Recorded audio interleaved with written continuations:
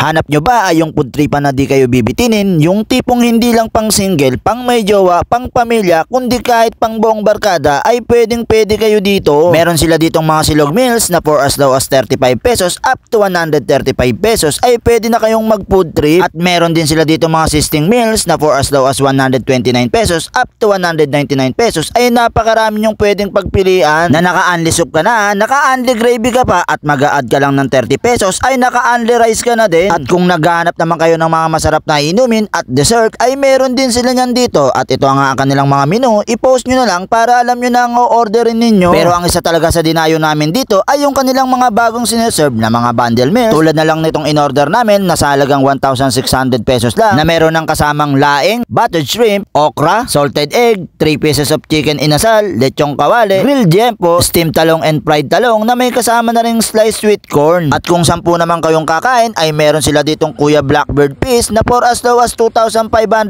pesos lang ay good for 10 packs na. At kung higit naman kayo sa 10 ay meron sila ditong pangmalakasang Daddy Blackbird Fish na for as low as 4,999 pesos lang na good for 20 packs na siguradong mabubusog kayo lalo na kung magda-dine in kayo dito dahil naka-unlimited rice na yan. At dito nga lang yan sa Blackbird Kitchen na located naman sa number 16 Matias Street, Barangay Paltok, Quezon City. At nag-o-open naman sila dito 24 oras. So paano mga boss? Gutom na ba kayo? Tara, kain tayo!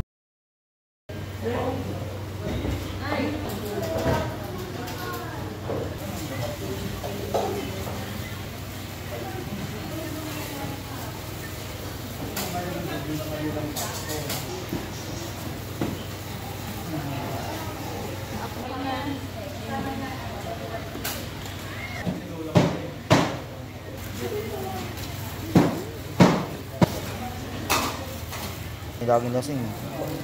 At pagdating ng aming mga in-order ay hindi na rin namin pinagtagal at nagdasal na agad kami at ipinagpasalamat ang bawat biyayang natatanggap namin sa araw-araw. At syempre after naming magdasal ay kanya-kanya na kaming kuha ng aming kakainin na yung sinanay pa nga yung unang tumikim tapos sinundan ng 3 kong pamangkin na kanina pa nga gutom na gutom at syempre yung kapatid kong diet na nasira yung diet dahil sa sarap ng mga pagkain dito. At syempre yung anak kong sanay na sanay sa mga gantong food tripan ay hindi rin nagpauli at dahil nga ako ang nagdala sa kanila dito ay hindi rin tayo magpapatalo pagka ganito ang mga food trip.